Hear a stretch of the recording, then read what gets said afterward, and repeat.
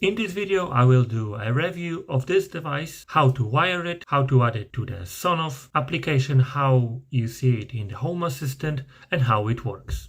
All that and not only in this video, so consider subscribing. SmartTube welcomes, let's go.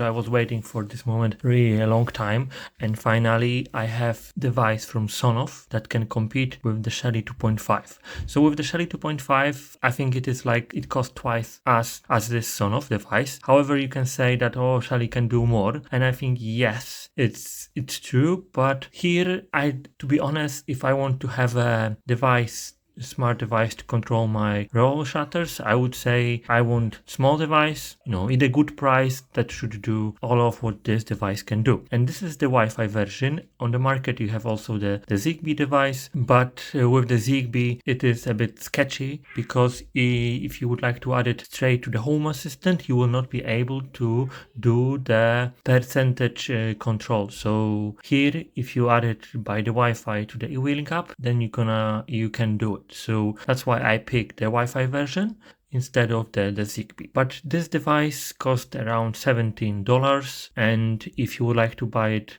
from official, the link is in the video description, plus there is a promotion code that gives you 10% off. So just go to the video description. But starting with this product, this is the second generation of the Sonoff device that was called Dual R3. However, it's not exactly that, because Dual R3 was also meant to be used in the power sockets, so it could control two separate outlets. But here it is mainly for the curtains, for the roll shutters, and for the motors that I think has 4 or 5 wires. So just check out how many wires you have in your motor, and I have 5, and it works for me. Comparing to the Dual R3 from the Sonoff, it's really small device, as here it has 4 centimeters, 3 centimeters, and around 16 millimeters, and it should fit the European junction boxes, which is really great. And what Sonoff also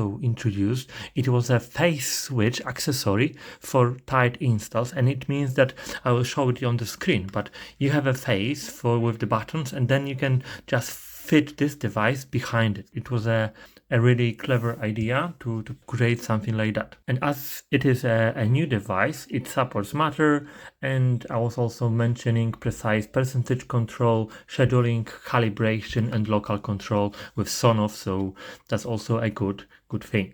And as we can see on the box, it works with the Apple Home, Alexa, Google Home, and eWeLink application, and you're gonna also see it in the Home Assistant. If you look at the device, here you can have the neutral, the N line, and in terms of the L out N1 and L out 2, so this is from the motor. So the one would be for the motor to go up, and then for motor to go down. And then here the connection for the buttons S1 and S2.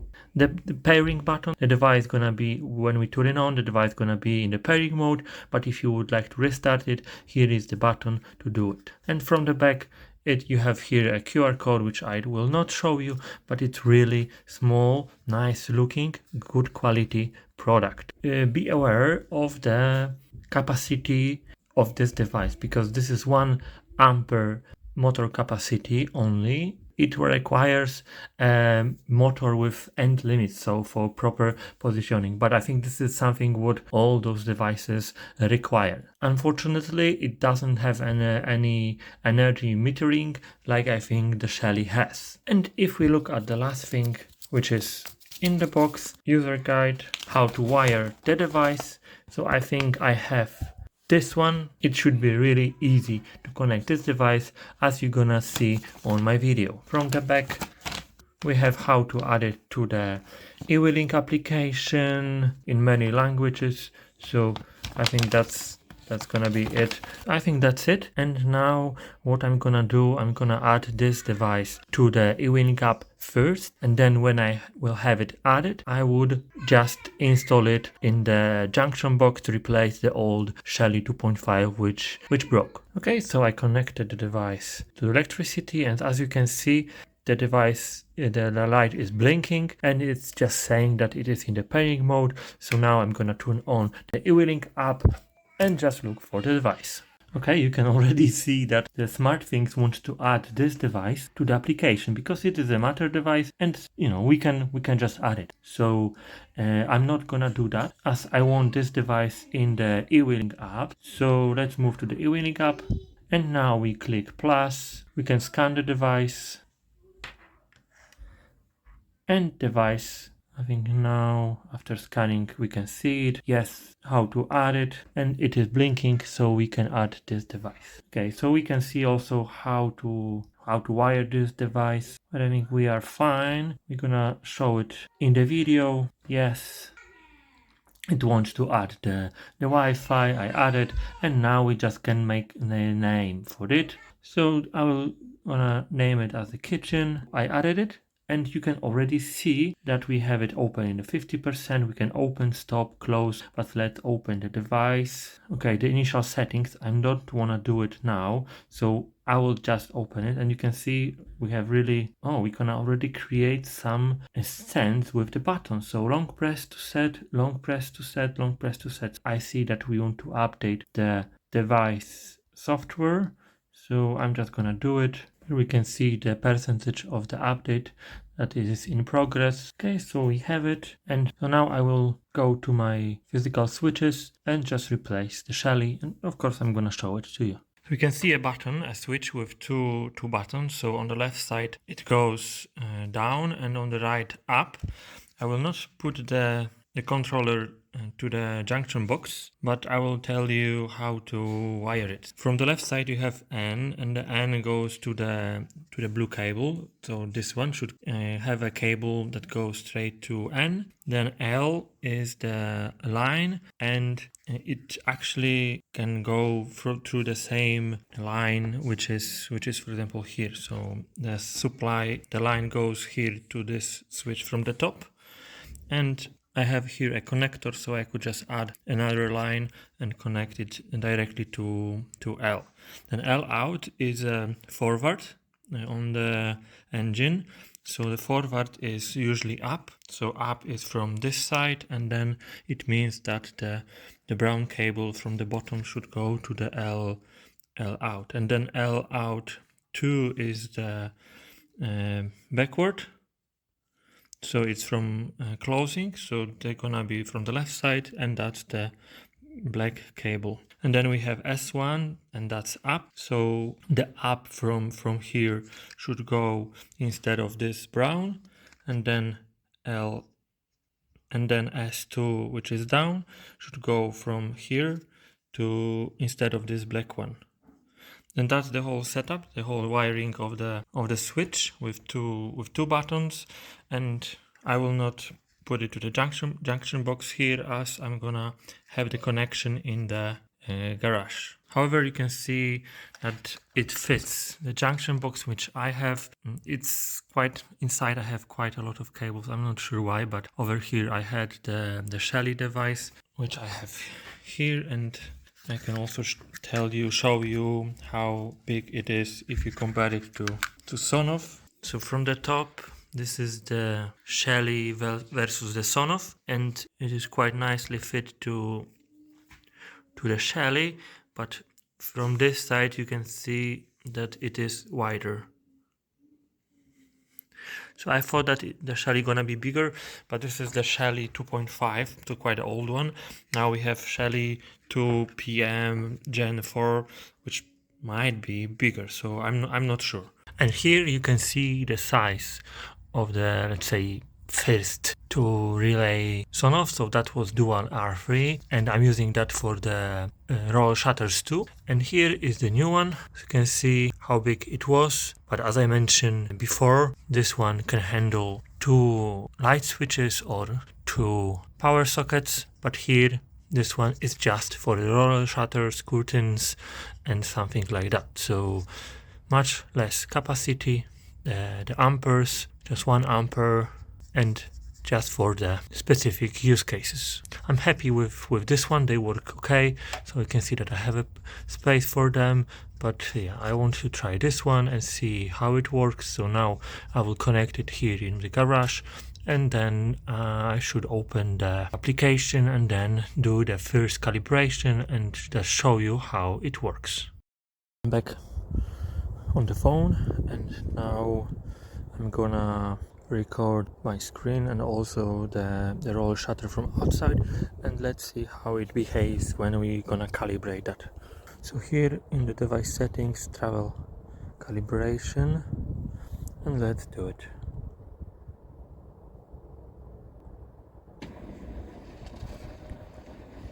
So opening, okay, it stopped. Now going down, stopped. Still calibrating, going down, up. Okay, that's now open, 100%. Again going down. Okay, that's what? Maybe like 25%, 50. Okay, and now it stopped. Fully closed, again opening.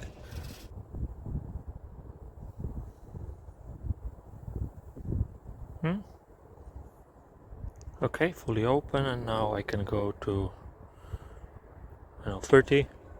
Okay, you can see that straight away, just going down 30%. Okay, and here we have long press to set. So I would say open and just holding it, and I want 0%, and close.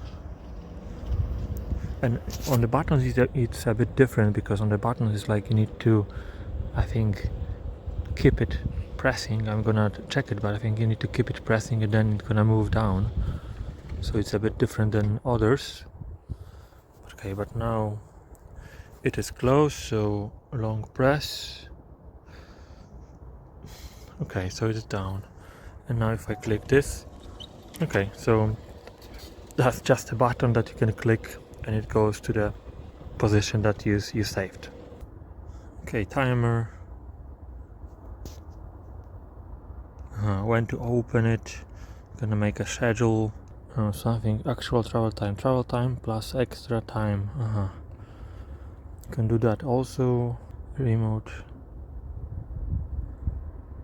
sub devices. You can add sub devices to that. Oh my god, that's nice. Move direction. So if you had a mistake in connecting the cables, I think you can just swap them. Switch mode. Curtain, blind type. And yes, so we have the rollers. Oh my god, oh right, you can change the photo of it. We have rollers, so that's fine. Automatic updates no. And that's gonna be it. I checked what each switch mode means. So in the edge mode, this is the case that if you just press it and the button goes back to its original position, and the roller shutter just goes a bit. I had to change from edge mode to pulse mode, because in the edge mode it means that you have to push the button all the time to go to the direction you want. So I usually don't want to have it like that, because before I did not. I prefer the pulse mode, and this is the case when you just press once the button, I don't know, down, the button goes back to its original position, but the roller shutter are going to that direction, and if you want to stop it, you just press it again, this button. So pulse mode is that, edge mode is that you have to press and keep the button pressed if you want to still move the roller shutter, and open or close. And then following mode it was something strange, because it is in the case where you have, probably it's not very often happening, but where you have switches, when the switch goes, if you just press the button and it stays in that position for whole time, it means that it's probably the following mode. So if you press down and then the switch just goes down and it stays there. It should be the following mode, but in edge mode it was working. I had to just keep pressing the button to go to the direction I wanted, but in the pulse mode it's, I think, the most wanted option, so I have the pulse mode now, and it works as expected. Now I would like to show you that we can also control the roller shutters, the Sonoff device with the Google Home. So I'm now in the Google Home, and then if you do not have the eWeLink application already connected to Google Home, then all what you need to do is press the plus, then link application, and here that it is handled, I mean, by Google, and you need to look for the eWeLink smart home, which I have here on the top, and you're gonna need to, I mean, put some password and login to eWeLink application, and after that it's everything done, and you should see all the devices here in Google Home and also control them by your voice and by the application. So I have already done it. This is the one that I have, and it is open on 7%, and it is correct. So now if we want to do something with it, we can go to the speaker or by phone, and we can just control it. Okay, so now I found my assistant. I cannot ask Gemini because it's not yet in my country.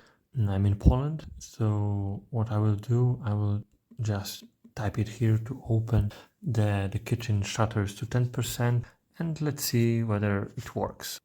Open kitchen window shutters to 10%. Yeah, and it did that. So you can see that one cannot be loaded. I think it's my old one, which I named the same, and that's probably gonna be the Shelly device. So I may just disconnect it or just delete the device. But from the Sonoff on the right side, it did fine, and it was okay. So it works as expected. In the Home Assistant, what I'm using to see the Sonoff devices is the integration, I think, which I have from Hacks. So if you have Hacks, then you should install it, and here Sonoff, and here you can see that I have already the kitchen RBS. So you can just reload the integration or restart the Home Assistant, and then you're gonna see it. So I have the kitchen RBS, and it is that. We can check whether it works. So immediately if I press up, it goes up, and then down also fine. Stop works good, so everything is fine. And of course you can control the position in the Home Assistant, on what percent it is open, and it's all about the Home Assistant. So without any problem we could have it in the Home Assistant as well as is in the eWeLink application, and of course the Google Home. And that's gonna be everything about the Sonoff RBS.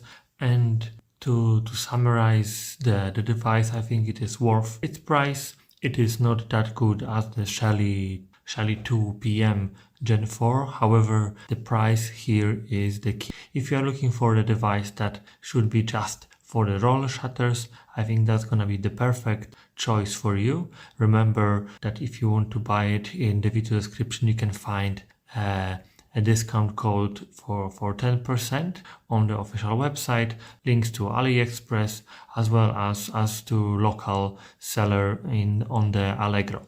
And this device I was showing is on the Wi-Fi and Matter. However, you can also find the Zigbee device, same size as this one.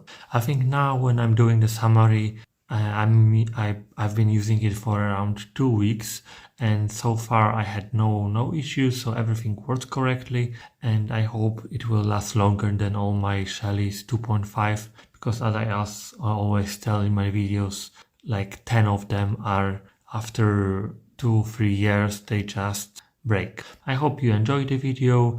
If you have any questions to this device, please drop a comment and let me know what controllers you use, and maybe let me know if your Shelly devices also break as mine. Consider subscribing. Thank you for watching. See you next time. Bye.